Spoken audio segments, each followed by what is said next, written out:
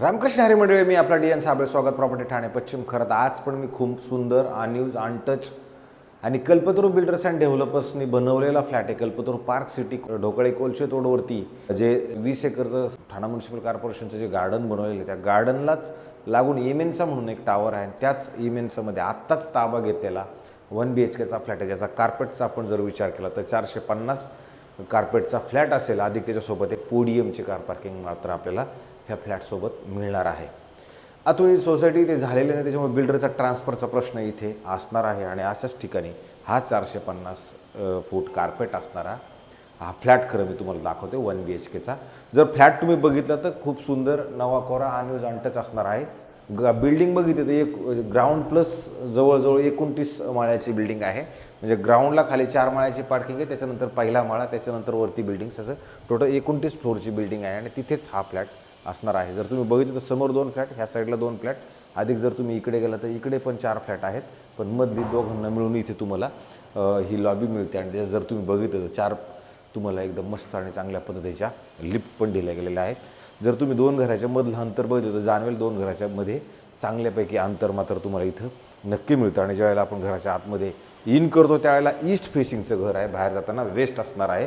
आणि अशाच ठिकाणी परत इथे एक तुम्ही जर बघितलं तर एक तुम्हाला क्रॉस व्हेंटिलेशनसाठी खरं खिडकी पण दिली गेलेली आहे. मग अशा पद्धतीचा हा फ्लॅट आहे. जर तुम्ही फ्लॅटच्या विंडोजवळ आलो तर इथं तुम्हाला जर खाली बघितलं तर तुमचंच पोडियमचं जे गार्डन आहे ते गार्डन दिसतं. अधिक समोर काय ज्या बिल्डिंग्स आहेत त्याही दिसतात. अधिक जर थोडं आपण उजवी साईडला जर वळालं तर तुम्हाला सेंट्रल पार्कचं जे थोडंसं आहे तो त्याचा पण व्ह्यू मात्र तुम्हाला घरामधनं मिळतो. खूप हायर फ्लोअरला फ्लॅटने लोअर फ्लोअरला असणारा हा फ्लॅट असणार आहे, जिथे स्विमिंग पूल, क्लब हाऊस, जिम ह्या सगळ्या सुखसुविधा रेडी झालेल्या आहेत. इथं बिल्डरचं ट्रान्सफरचा प्रश्न आहे, कारण इथं सोसायटी झालेली नाही आहे अजून. बिल्डरच मेंटेन करतो आहे. ओनरने ऑलरेडी मेंटेनन्स वगैरे सगळा भरलेला आहे. त्याच्यानंतर इकडे जर आपण तिथं तुम्हाला कॉमन वॉशरूम, बाथरूम, टॉयलेट, अधिक जर तुम्ही इकडे आलात तर तुमचे कपडे सुकवण्यासाठी किंवा वॉशिंग मशीनचे पॉईंटसाठी इथं जागा ऑलरेडी दिले गेलेले आहे. हा अनयूज अनटच फ्लॅट जर कोणी कल्पतरू बिल्डर्स अँड डेव्हलपर्समध्ये बघत असतील तर हा फ्लॅट आपल्याकडे उपलब्ध आहे. नंतर जर आपण इकडे आलो तर इथं तुम्हाला सुंदर आणि चांगल्या पद्धतीचं खरं किचन दिलं गेलेलं आहे. 2 साईडला प्लॅटफॉर्म असणार आणि इकडे क्रॉस व्हेंटिलेशनसाठी परत खिडकी आहे. सकाळचं ऊनही तुमच्या ह्या किचनमध्ये येणार आहे. जर तुम्ही बघितलं त्यांनी पूजा करून घड सोडून दिलेलं आहे आणि नंतर आता त्यांना ते सेल करायचं आहे. तर नंतर जर आपण पुढे आलो तर पुढं तुम्हाला एक सुंदर आणि मोठा, प्रशस्त आणि चांगल्या पद्धतीचा एक बेडरूम मिळतो. ज्या बेडरूमचा जर तुम्ही साईज बघितलं तर ही पण मोठी आहे.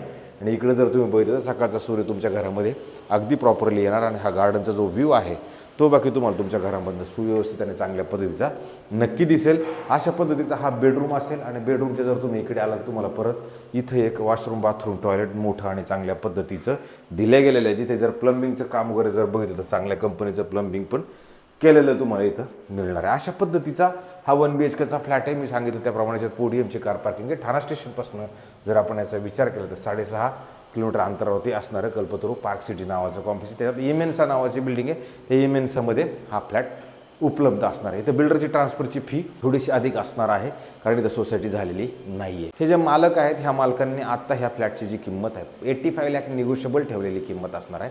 85मध्ये थोडंसं मात्र ते कमी करणार आहे. ह्या बिल्डिंगला OC, CC म्हणा त्या सगळ्या गोष्टी नेट अँड क्लीन झालेले आहेत आणि सुंदर आणि चांगलं कॉम्प्लेक्स बाकी नक्की असणार आहे. अशाच पद्धतीचे नवे, जुने आणि वेगळ्या पद्धतीचे घरं दाखवण्याचा कार्यक्रम आपला रोजचा असतो. मला असं वाटतं जे लोक नवीन आहेत त्यांनी तेवढं जास्तीत जास्त लोकांनी सबस्क्रायबर्स करा, शेअर करा, कमेंट्स करा, जेणेकरून तुमच्याजवळ आमच्याकडनं एक नवीन गोष्ट काही ना काही रोज येत राहील.